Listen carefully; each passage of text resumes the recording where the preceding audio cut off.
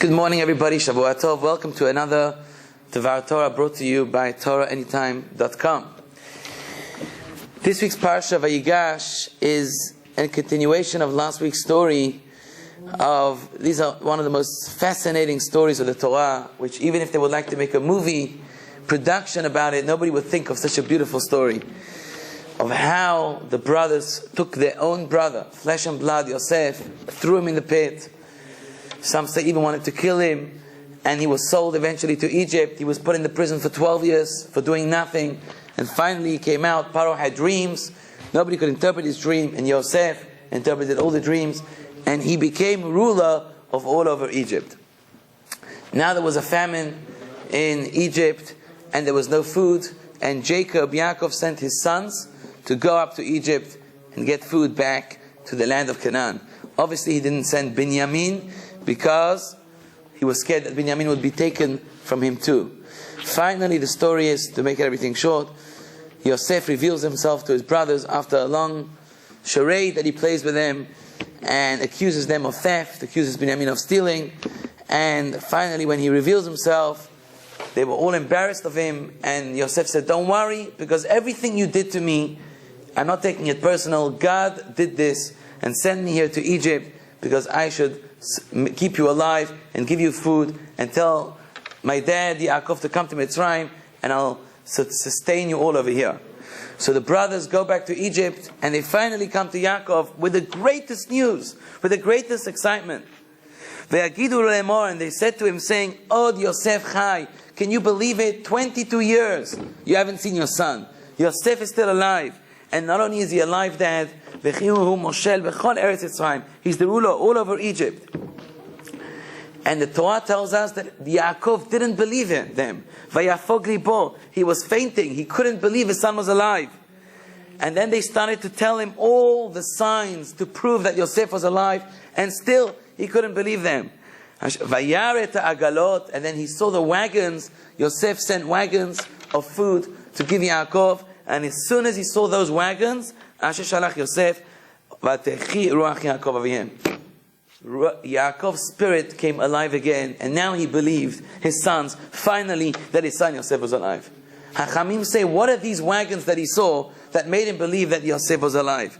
And the rabbis explain, Yosef sent Jacob a siman, a sign, that just 22 years ago, when Yaakov was walking with Yosef on the road, and it was the last time he saw Yosef and spoke to him, and he told Yosef, "Go and see the welfare of your brothers and return back to me." They were speaking on a topic. Yaakov was teaching Joseph the topic of Egla Arufa, a topic of somebody who was found on the streets, a dead person, and you're not sure who was the murderer, and so on. What you had to do is you have to take a decapitated cow, you have to take a cow and chop off his head, and there's a whole ceremony the Torah speaks about you have to do. It's one of the 613 laws in the Torah. And the word over there is Egla, a calf, and here Yosef sent the Agalot, which is the same word, Agala, which is the chariots. And he was trying to make a sign to Yaakov and say, I remember the last topic that we learned 22 years ago. The topic of Egla Rufa. And as soon as Yaakov saw that, Yaakov became happy, realized, oh, finally my son is alive. And the question is, Hachamim all ask is, how comes Yaakov didn't believe his sons? The 12 Shvatim, the 12 tribes. Nobody's going to lie and make up such a story that Yosef is alive. I mean, they saw him, they recognized him, they spoke to him, they told him everything Yosef said. It wasn't good enough for Yaakov until he saw the wagons, until he saw that Yosef remembered the last topic they learned together. Why was that so crucial for Yaakov only now to believe? And there's a beautiful story to answer this, which took place in the city of Vilna, with the Gaon of Vilna, the famous Gaon. And the story was told that one of the richest people in Vilna, in this city, had a daughter who took her eyes onto a beautiful, handsome young student learning in one of the universities over there. And she wanted to marry him. So as it goes in those days, everything was an arranged marriage. And she told her father, the rich man, this is the guy, this is the love of my life, I want to marry this guy. Okay, the father goes up to the student, inquires about him, seems to be a nice guy, and he promises him, wow, a house and food and support for the rest of his life. You just have to sit down and learn Torah, everything will be fine. And he agrees to it. I mean, what a deal, who's not going to agree? He agrees and he marries this young lady.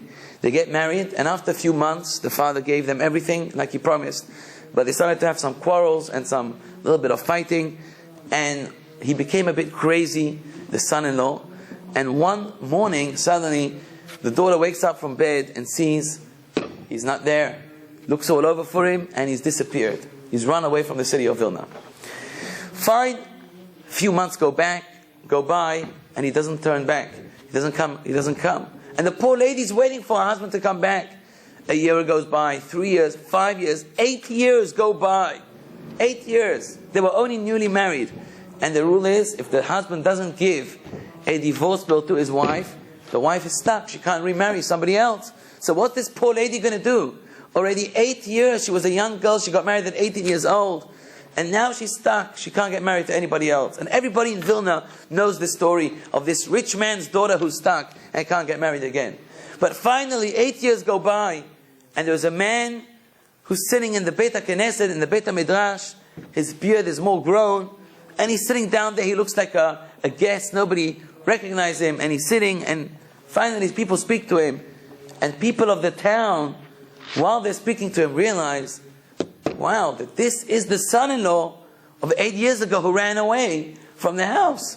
He looks like him, similar to him. He's speaking to him, saying things about the family. So they call over the father-in-law, and the father-in-law comes to meet him. And the father-in-law realizes, wow, this is my son-in-law. He even tells him all the things that happened in the wedding and everything going on in his house with his mother-in-law and all the stories. So his father-in-law is so excited, he brings his daughter, and his daughter finally meets her husband, so-called husband, and the daughter asks him all the intimate questions you can ask about the honeymoon, and only things that they would know together, even though they were married for only a few months. But the daughter recalls every private scene and everything they had together. And he answered every single question correctly. And so you can imagine what a happy thing it was. And first of all, he excuses himself, he apologizes to his father-in-law. He tells them that terrible things happened with somebody far away, or family friend, and he had to run away. And he's back, and he's going to patch up everything. So they want to make a simcha, they want to make a seudah, a beautiful feast to put them back together. But beforehand, the daughter is a little bit suspicious. And she goes to the father and says, you know what, he answered every question of mine, but I don't know, I feel in my heart there's something there that's making me suspicious if he's really my old husband. So the father said, let's go to the rabbis and let's question him. They take this case to the rabbis, and the rabbis they question the husband, they say everything seems to be fine. They go back, he goes back to his daughter and says, the rabbi says, it's okay, you can live with your husband a marital life. The daughter says, Dad, I don't feel good. She couldn't explain herself why. They say, you know what, we have to take this to the supreme rabbi. Let's go to the Gaon Vilna and let's see what he says. Okay, they take the boy to the Gaon Vilna, and the Gaon Vilna says, I want to speak to him personally in the room. Everybody goes out, and he gives him a look, one of these sharp looks from the Gaon's face, and he sees him a little bit getting nervous. The Gaon asks him a few questions and says, it's good enough, you could go. The Gaon calls the father of the bride only. The father of the bride, and he says to him, listen, I'm suspicious of him. I haven't got any proofs yet, but I'm suspicious. This is what I want you to do. Keep this a secret. Don't even tell your daughter. The whole week, tell your daughter not to live with him and have marital relationships, cohabitation with him, nothing. Because just in case he's not the guy. And what I want you to do is respect him, be kind to him, be nice to him the whole week. But when it comes Shabbat morning, and you go to your synagogue, the great synagogue of Vilna, with 400 seats over there, I want you to do this trick. I want you to walk with him together in the morning, go early when nobody's there yet, and speak to the rabbi. And while you're speaking to the rabbi, tell him, oh, don't wait for me, just go to my old seat, where you used to sit next to me all the time, and see if he knows exactly the seat where you sit. And that's going to be the test, whether he's your son-in-law or not. The father says, deal, sounds like a good plan. Of course he's going to know my seat, because I always used to sit next to the shamash, the help of the synagogue. How could he? The Gaon says, just do what I say. So the whole week, he goes around with his trick. He tells his daughter, don't worry. The Gaon said, wait for a week. but don't tell your husband anything. And he respects him and is kind to him. Comes Shabbat morning, and he takes his son-in-law to the synagogue. He goes early, 400 seats empty. You can imagine. He walks over to the rabbi, and he starts speaking to him. He tells his son-in-law, don't worry about it. Don't wait for me. Just go to my regular seat that you used to sit next to me. The son-in-law is looking around. There's 400 empty seats in this synagogue. Where am I going to sit? He's looking around. He becomes all red like a tomato. And then he becomes all nervous. And the father-in-law realizes he is not the right son-in-law. He couldn't believe it. They couldn't understand. He knew everything. How could it be? Where did the Gaon know this from? How did he know this secret? So they go up to the Gaon Mivilna, and they say to the Gaon, how did you know? Did you have Ruach HaKodesh? He says, not at all. I learned it from this week's parasha. When the sons of Yaakov came back and they said, Yosef is still alive, and they bring him all the signs, they bring him everything. Yaakov says, maybe he's alive physically. 22 years he's in the land of Egypt. 22 years and he's in the land of Tum'ah, in the land of impurity where there's no Torah, no mitzvot. He's not brought up in the house of Yaakov Avinu. What's happened to my son spiritually? Is he burnt out spiritually? Maybe he's alive, but is he an Egyptian now? Does he have the Egyptian mentality? What is he doing spiritually? Is he still alive spiritually? So of course Yaakov believed his son that he was alive physically. But it wasn't a sign, there wasn't a sign that he's still alive spiritually. When he saw the wagons, Yosef sent him a sign. I still remember 22 years ago, the last topic that we learned. Yaakov realized, my son is not only alive physically, he's alive spiritually. Because if he was alive physically only, he would never think of such a thing to remind himself or to remind me the last topic of the Talmud that we learned. The Gaon Mivilna said, this guy is a crook, this guy is a shyster, this guy is a Ramai. You have to be careful of these people. He was a real professional. He knew everything. He saw, the Gaon Mivilna understood what happened. He really saw your son-in-law. And he got out of him every single question about you and your wife and your daughter and everything you can think of. But there's one thing a crook's mind is not going to think of. Which seat do you sit? Shabbat in the Bet Knesset. When it comes to something spiritually, something with Kiddushah, something with holiness, a crook and a shyster is not going to think to ask your real son-in-law such a question. And I learned it from that parasha, the day of Yaakov Avinu. And the end of the story goes that they find exactly, he tells them where the real son-in-law is, and they get a divorce bill, and the daughter remarried happily ever after. That's the story. But we learn from here an amazing lesson in life. All of us are living in, so to say, Egypt and Mitzrayim. We're all living in America. We're all living in the Galut. We're all living we're not living in Eretz Yisrael. We're outside in the diaspora. And our minds, every day, what is it on? Of course, it's on sports. It's on TV shows. Right? I don't want to mention Tiger Woods here, God forbid. But it's on all the news and the media and everything we hear about every single day. That's what our mind is on about. But is our mind sometimes on Devarim Shebekdusha? Is our mind on what seat do we sit on the Bet Knesset? Is our mind do we go to synagogue on Shabbat? Is our mind how are we doing Kiddush Friday night with our families? Is our mind on things of holiness, of Torah, of mitzvot? Is that how we bring up our children? Of course we take them to the Lakers here in Los Angeles to see the game. But do we also take them to hear a shiur Torah? Do we take them to see a big tzaddik, to see a big hacham, to see a big rabbi?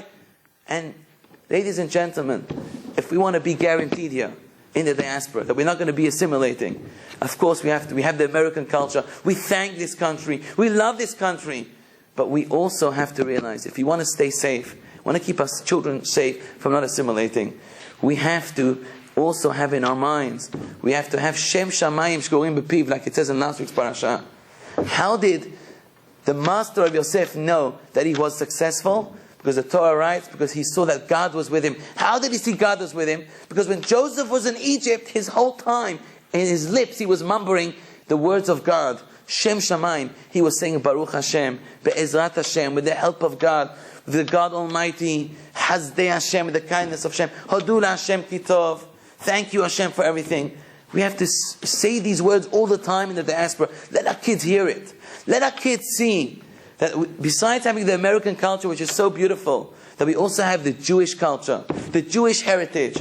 And Be'ezrat Hashem, when our kids see this, and see that we love our heritage, we love the Bet Knesset, because that's what keeps us alive. It's the Bet Knesset, and it's the Torah that keeps us spiritually alive. Then there's no question about it. If all the times our lips will be mumbling God's name, and saying words like Be'ezrat Hashem, and going to the Bet Knesset, that's going to keep us from assimilating, and keep us alive, both physically and spiritually too. Have a great week.